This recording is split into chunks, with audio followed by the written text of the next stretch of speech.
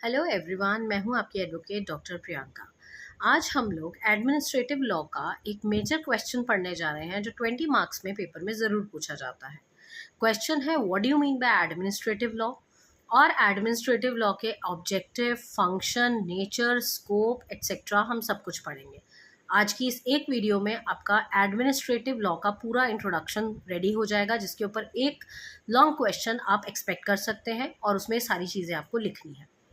इसको समझने के लिए सबसे पहले आपको पता होना चाहिए कि एडमिनिस्ट्रेटिव लॉ एक्चुअली होता क्या है और इसको क्यों पढ़ा जाता है लॉ में। एडमिनिस्ट्रेटिव लॉ, जैसे कि नाम से ही पता चल रहा है, वर्ड एडमिन, एडमिनिस्ट्रेशन का लॉ। क्यों बनाया जाता है एडमिनिस्ट्रेशन के लिए लॉ?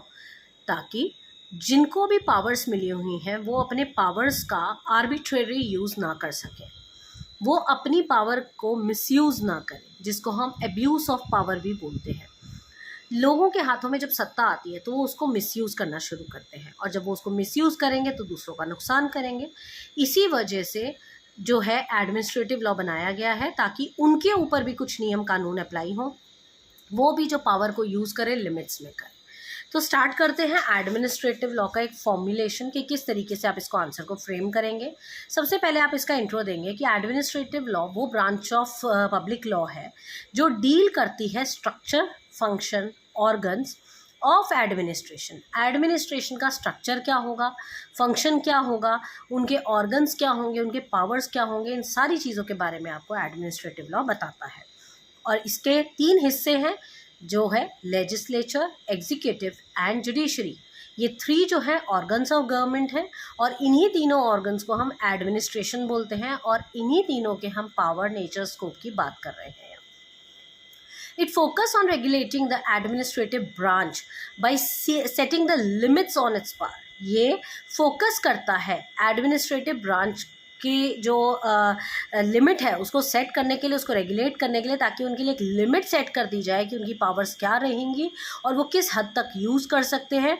और रेमेडीज़ भी देता है उन इंडिविजुअल के लिए जिन इंडिविजुअल ने इनके ओवर यूज़ ऑफ पावर की वजह से नुकसान भुगता है। सपोज़ मैं एक नॉर्मल सिटीज़न हूँ और मेरे साथ किसी ने नाइंसाफ़ी की है, मेरे साथ किसी ने पावर का अपना यूज़ करके मेरा कोई नुकसान किया है, तो मुझे रेमेडीज़ दी जाएंगी, उसके ऊपर चेक लगाया जाएगा। यही एडमिनिस्ट्रेटिव लॉ है। अंडरस्टूड? आगे चलते हैं। हमें पता है इसके 3 ऑर्गन्स हैं, लेजिस्लेचर, एग्जीक्यूटिव एंड जुडिशरी। तो डाइसी ने इसके बारे में क्या बोला है, इसकी एक डेफिनेशन कर लेते हैं। जब भी हमारा कोई टॉपिक आता है हमें 2-3 ज्यूरिस्ट की डेफिनेशन ज़रूर लिखनी है उसमें। तो डाइसी क्या कहते हैं? It is that portion of Nations legal system. आपको ये वर्ड टू वर्ड लिखनी होगी डेफिनेशन, तो आप नोट डाउन कर लीजिए। It is that portion of national legal system. ये नेशनल लीगल सिस्टम का वो हिस्सा है विच डिटरमाइंस द लीगल स्टेटस, जो लीगल स्टेटस को डिटरमाइन करता है और लाइबिलिटीज़ बताता है सारे स्टेट ऑफिशियल्स की, and liabilities of all state officials, which defines the right and liabilities of private individual. साथ ही साथ वो प्राइवेट इंडिविजुअल्स की राइट्स और लाइबिलिटीज़ को भी बताता है in their dealings with public officials, कि वो जब पब्लिक ऑफिशियल्स के साथ डील करेंगे तो वो किस तरीके से डील करेंगे, and which specify the procedures by which the rights and liabilities are enforced. और राइट और लाइबिलिटीज़ को किस तरीके से एनफोर्स किया जाएगा वो भी डाइसी की डेफिनेशन में दिया गया है। तो डाइसी की बहुत ही इंपॉर्टेंट डेफिनेशन थी। It is that portion of Nations legal system which determines the legal status and liabilities of all state officials, which defines the rights and liabilities of private individuals in their dealings with public officials, and which specifies the procedure by which the rights and liabilities are enforced. ये आपको as it is word to word याद करनी होगी। 3-4 बार लिख के देखिएगा, याद हो जाएगी। इसी तरीके से जेनिंग्स ने क्या कहा, इसकी छोटी सी है। It is a law relating to administration. ये लॉ है जो एडमिनिस्ट्रेशन से रिलेटेड है, और ये डिटरमाइन करता है organ, power and duties of administrative authorities. बहुत ही सिंपल डेफिनेशन है, तो आप इसके साथ भी जा सकते हैं, you can go with this also. तो हमें पता चल गया कि एडमिनिस्ट्रेटिव लॉ जो है वो क्या है और इसका मेन सोर्स क्या है। What is the main source of administrative law? It's constitutional law. Constitutional law जो है उसका सोर्स है मेन, वहीं से एडमिनिस्ट्रेटिव लॉ निकल के आता है। बात करते हैं इसके इवोल्यूशन की। How it evolve, administrative law का इवोल्यूशन कैसे हुआ, ये एंशियंट प्रिंसिपल ऑफ फेयरनेस से निकला है। एंशियंट प्रिंसिपल ऑफ फेयरनेस का मतलब पुराने टाइम पे जो फेयरनेस डीलिंग की जाती थी, फेयरनेस के साथ डीलिंग की जाती थी ताकि कॉम्प्लिकेशंस को ख़त्म किया जा सके मॉडर्न वेलफेयर स्टेट्स की, उसी चीज़ से इसका जो इवोल्यूशन है वो शुरू हुआ। तो सबसे पहले आप इसमें बताएंगे एंशियंट फाउंडेशंस। एंशियंट फाउंडेशंस में यू नो वेरी वेल, जब हमने फर्स्ट सेमेस्टर में ज्यूरिस्प्रूडेंस पढ़ा था तभी मैंने आपको बताया था एक चीज़ कि पुराने टाइम पे धर्मा का कॉन्सेप्ट होता था। Dharma means what, everything will go according to dharma. धर्म जो चीज़ अलाउ करेगा वही आपका कानून है। तो यहाँ पर भी नेचुरल जस्टिस और फेयरनेस जो था वो प्रिंसिपल मौर्यास गुप्तास डायनेस्टीज के टाइम पे था और उसी को धर्म का कॉन्सेप्ट बोला जाता है। किंग जो थे वो स्टेट को डील करते थे धर्मा के कॉन्सेप्ट पे, बाहर के एग्रेशन से बचाना जो है, और साथ ही साथ लॉ एंड ऑर्डर को मेंटेन करना, ये सारा हमारे एंशिएंट टाइम पे फोकस होता था।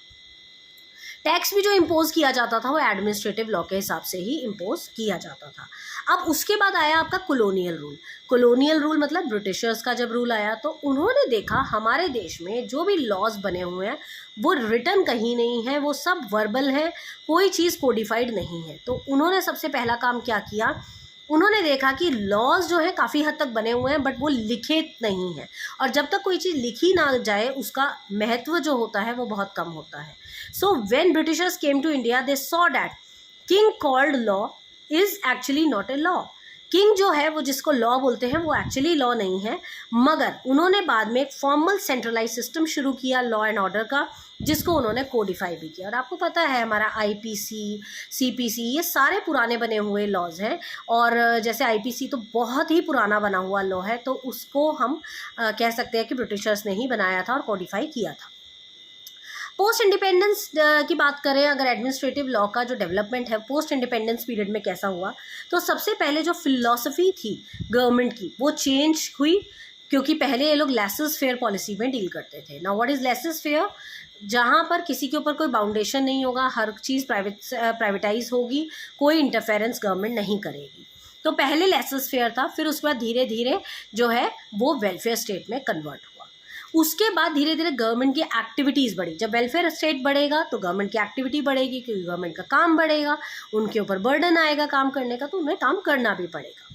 और इसी की वजह से लेजिस्लेशंस जो थे वो इनएडिक्वेट रहे और एडमिनिस्ट्रेटिव अथॉरिटीज़ को फोर्स किया गया रूल्स एंड रेगुलेशंस फ्रेम करने के लिए। नए रूल्स, नए लॉज बनाए गए, उनको बोला गया नया फ्रेमवर्क तैयार करो जिसमें कि judicial review, rule of law, separation of power, इन सब जो चीज़ों को डाला जाए, इन सब की एसेंस को डाला जाए ताकि एक वेलफेयर स्टेट बन के तैयार हो सके। बट जो था हमारा काफ़ी सारी और भी चीज़ें थी जिनमें कमियां थी, जैसे जुडिशियल सिस्टम काफ़ी स्लो चलता था, इसके अलावा एक्सपेंसिव भी था, तो इन सब चीज़ों को चेंज किया गया।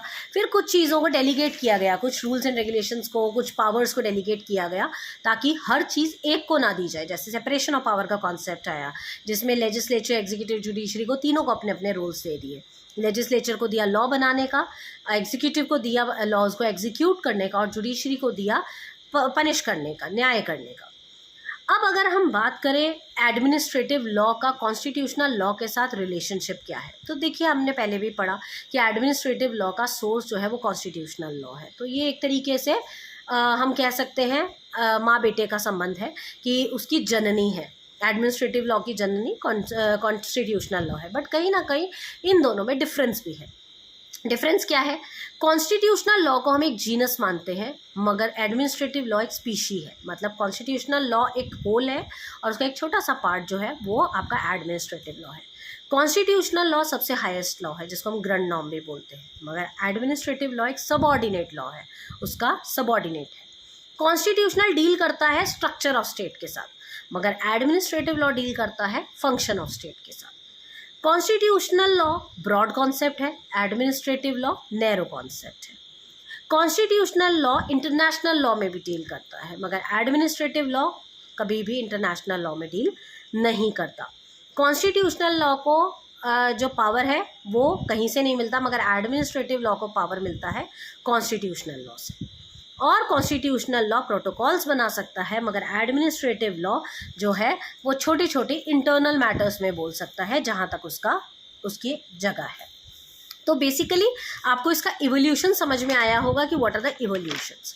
Now we will talk about the objectives of administrative law. What are the objectives of administrative law?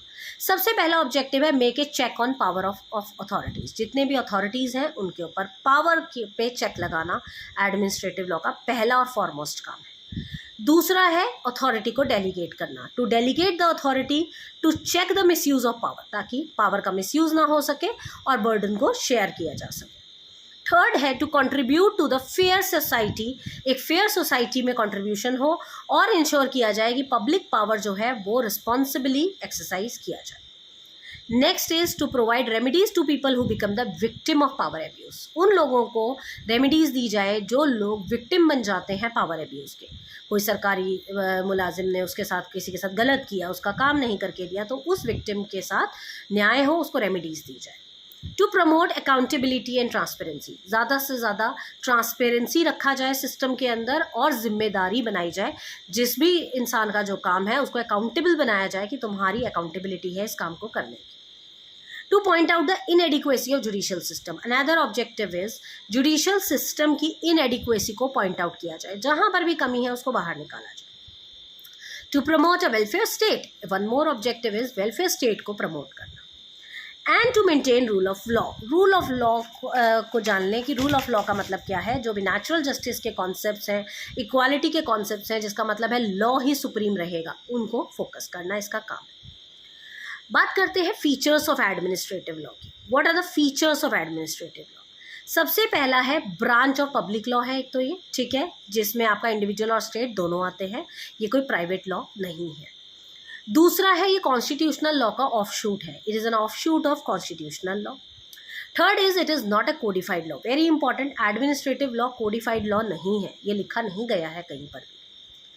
It has a separate legal existence, इसका अपना एक सेपरेट लीगल एग्जिस्टेंस है। Earlier it was more a civil law, later it got a new meaning. पहले तो ये सिर्फ एक civil law था, मगर अब धीरे धीरे ये बहुत सारा ब्रॉडर एस्पेक्ट हो चुका है इसका, अब ये एक पब्लिक लॉ बन चुका है। ये एडमिनिस्ट्रेटिव अथॉरिटीज़ के साथ डील करता है, so it deals with administrative authorities. It also perform judicial function under tribunals, tribunals के अंदर अगर हम जाएँ तो ये जुडिशियल फंक्शन भी परफॉर्म करता है, जिसको हमने नाम दिया है quasi judicial function. And then is scope of experimentation, यहाँ पर एक्सपेरिमेंटेशन का बहुत स्कोप है। आप नॉर्मली जुडिशरी में या कहीं और जो ऑर्गन्स ऑफ गवर्नमेंट है वहाँ एक्सपेरिमेंटेशन नहीं कर सकते, अलाउड नहीं है, वहाँ आपको प्रोसीजर के हिसाब से चलना पड़ेगा, बट यहाँ पर कोई प्रोसीजर नहीं है, आप अपने हिसाब से एक्सपेरिमेंट्स करके नए प्रोसीजर बना सकते हैं। Now we can say that administrative जो लॉ है वो किन किन के ऊपर डील करता है, रिट्स पे, टॉर्ट पे, डेलीगेटेड लेजिस्लेशन पे, रूल ऑफ लॉ पे, ट्रिब्यूनल्स पे एंड एडमिनिस्ट्रेटिव बॉडीज़ के ऊपर, इन सब में ये डील करता है। फाइनली हम बात करेंगे सोर्सेस ऑफ एडमिनिस्ट्रेटिव लॉ की। सोर्सेस ऑफ एडमिनिस्ट्रेटिव लॉ में आते हैं आपके constitution, acts and statutes, ordinances, notices and circulars and judicial decisions. ये आपके 4 सोर्सेस हैं, जिसके बारे में हम डिटेल में अगली वीडियो में बात करेंगे। यहाँ तक आई होप आपको समझ आया होगा। अगर आप इतना समझ लेते हैं तो आपका एक 20 मार्क्स का क्वेश्चन आपने रेडी कर लिया है। इसके नोट्स बनाइए अच्छे से, और इसके अलावा अगर आपको कोई भी टॉपिक में डाउट हो तो आप हमें कमेंट सेक्शन में कमेंट भी कर सकते हैं। और अगर लॉ से रिलेटेड कोई और क्वेरी है या AIB से रिलेटेड कोई और इशू है तो you can contact me on 9953308400। Thank you.